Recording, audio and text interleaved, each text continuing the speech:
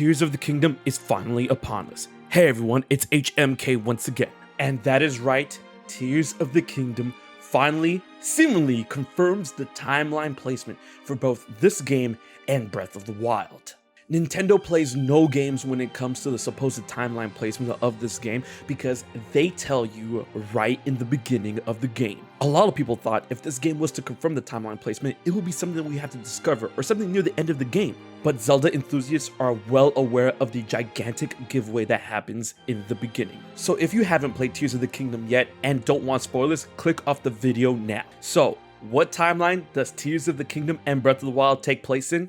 Well, at the start of Tears of the Kingdom, which is one of the creepiest, eeriest, gloomiest, get it, scenes that I've seen in all of Zelda and video games, the tension was as high as my heart rate as I was going down into the depths underneath Hyrule Castle. As Link and Zelda are exploring the catacombs underneath Hyrule Castle, in order to find the source of a phenomenon known as gloom, they come across architecture and proof of a connection to the Zonai. And yes, it's pronounced Zonai and they say it pretty early in this game.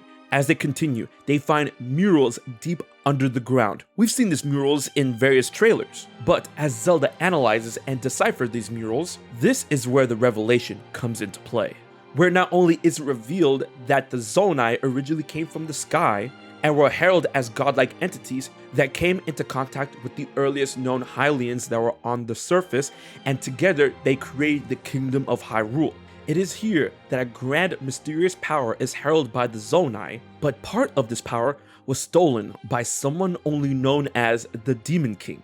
And it is described that these events led to a great battle where monsters under the surface of the Demon King would battle against the Knights of Hyrule.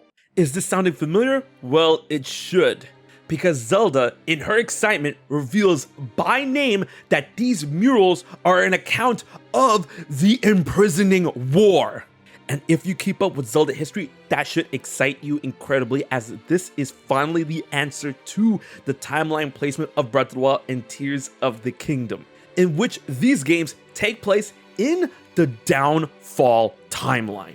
If you've been keeping up with my channel, I was always a big advocate for the child timeline, but here we have it, the confirmation that it is indeed in the Downfall timeline, which is the timeline in the events of Ocarina of Time where Link finally battles against Ganondorf. He loses. Ganondorf then takes the Triforce of Courage and the Triforce of Wisdom from Zelda and becomes the Demon King Ganon. He is then sealed within the evil realm by the awakened sages as a last-ditch effort, but is sealed along with the complete Triforce. This then leads to the events of A Link to the Past, Link's Awakening, the Oracle games, A Link Between Worlds, Triforce Heroes, Zelda 1, and Zelda 2. And now, Breath of the Wild and Tears of the Kingdom takes place long after Zelda 2 in the Fallen Hero timeline.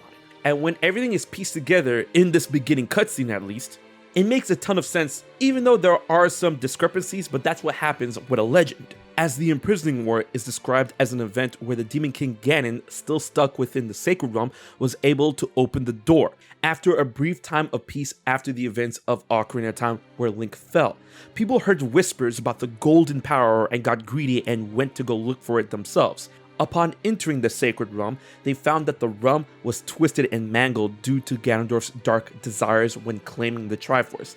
They themselves are transformed into monsters thanks to the world's effects on their greed and malice. And when enough of these people looking for the Triforce transformed into monsters, Ganon had his army ready to take back the land of Hyrule from the Sacred Realm. It was then a fierce war broke out where the Knights of Hyrule had to protect the 7 sages of that era as they would prepare a lasting seal that would bind the Sacred Realm and would stop the forces that poured from within. At the end of the war, Ganon and the Sacred Realm was successfully imprisoned, but the Knights of Hyrule that acted as their guard were decimated, which in turn put Hyrule in a very rough spot for a number of years. However, one thing to note that is very interesting that is probably going to add supplemental factors to the lore of the Imprisoning War is that Ganondorf's body, which you discover later in the cutscene, is accounted for but sealed in its own way by a being that is a Zonai known as Rauru. in which I've been saying Rairu for the longest, but apparently this character is heavily connected to the Sage of Light that we see in Ocarina of Time, in which, while the imprisoning war did happen, there may be a lot of specifics that we didn't know about that we're going to learn in Tears of the Kingdom. And there we have it, ladies and gentlemen. Finally, the timeline confirmation of Tears of the Kingdom and Breath of the Wild. It is the Fallen Hero timeline, the Downfall timeline.